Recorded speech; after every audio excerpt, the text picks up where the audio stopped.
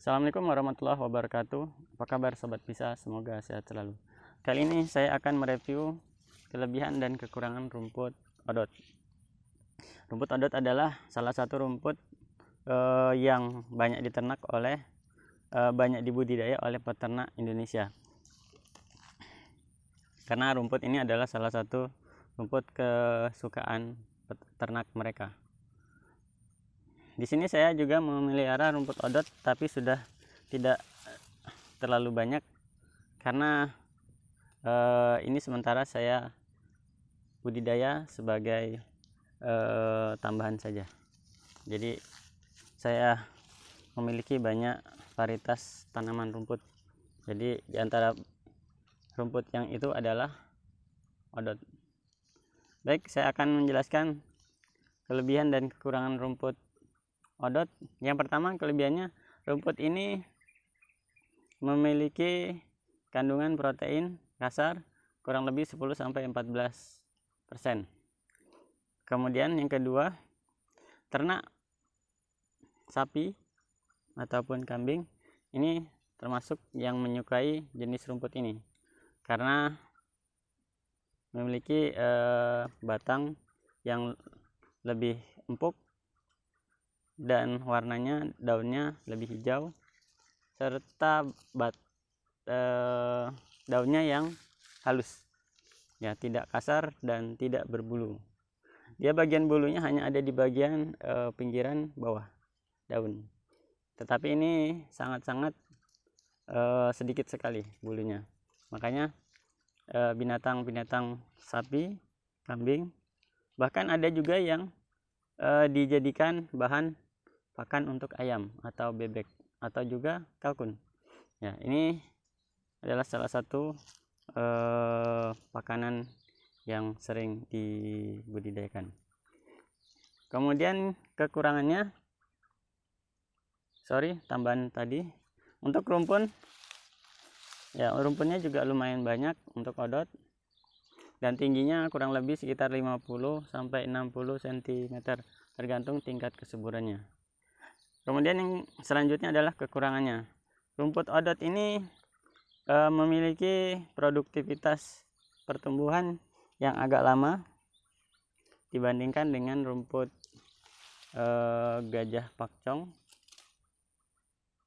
atau membaka. Ya, membaka, rumput Bracharia humidicola itu adalah rumput yang intensitas pertumbuhannya lebih tinggi daripada jenis odot. Kemudian odot ini juga memiliki kekurangan, yaitu rumput ini kadang diserang tikus, bahkan kadang monyet, karena memiliki batang yang manis dan batang yang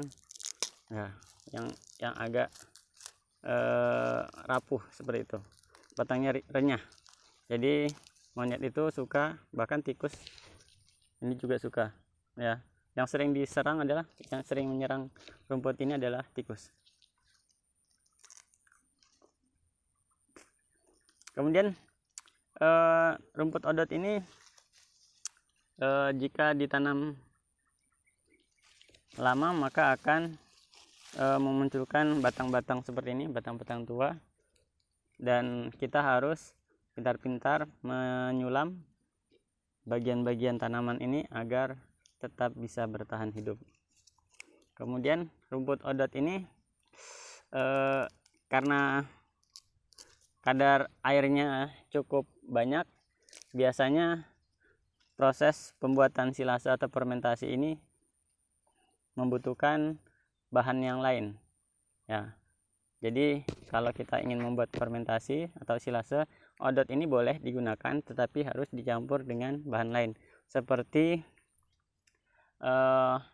tebon jagung, seperti indigo vera, ya, seperti rumput-rumput atau jerami, agar kandungan kadar airnya berkurang, dicampur seperti itu. Kalau rumput odot ini saja yang digunakan, kebanyakan biasanya hasilnya sering gagal, ya, karena dia terlalu basah. Toh dia kalau berhasil itu nggak bisa digunakan lama, karena semakin basah bahan pakan silase atau fermentasi, kadar airnya tinggi, maka proses penyimpanan itu nggak bisa lama walaupun tongnya tidak bocor. Makanya harus ditambah dengan bahan lain, atau minimal diangin-anginkan. Tapi diangin-anginkan biasanya 2-3 hari.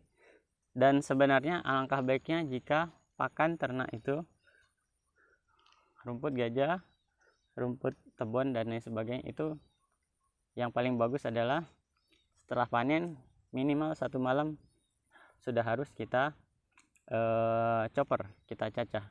Karena biasanya tanaman rumput gajah atau rumput yang akan kita chopper, jika kita biarkan lama, dia akan mengeluarkan panas. Dan panas itu sebenarnya adalah salah satu karbohidrat ya, sebenarnya kandungan karbohidrat yang akan terbang ya, jadi akan hilang. Dan kandungan tersebut jika hilang ya otomatis nilai nutrisinya akan berkurang. Jadi alangkah baiknya tanaman, nggak cuma odot ya, jika kita memanen ini, kemudian segera kita chopper dan kita packing ya, semakin cepat semakin baik. Mungkin itu saja yang bisa saya sampaikan untuk odot. Tetapi jika sobat ingin tetap membudidayakan rumput ini, silahkan, tidak ada yang mempermasalahkan. Yang penting usahakan kita memiliki lebih dari satu varian rumput. Cari varian yang mana yang memiliki nilai nutrisi, kadar protein yang tinggi. Jadi kalau kadar protein yang tinggi itu adalah salah satunya pohon indigo vera. Kalau untuk jenis rumput itu jenis BB biogen. Kemudian rumput membaka itu kadar nutrisinya, proteinnya sekitar 19% ke atas. Jadi itu bisa kita tambahkan. Odotnya kita tetap tanam. Jadi pada saat kita akan menchopper, menjadikan bahan silase, kita campur sehingga kandungan nutrisinya lebih banyak. Mungkin itu dulu yang bisa saya sampaikan. Mohon maaf jika ada salah kata dan kekurangannya, tolong ditambahkan di keterangan di bawah. Sekian dulu dari saya. Selamat sore. Assalamualaikum warahmatullahi wabarakatuh.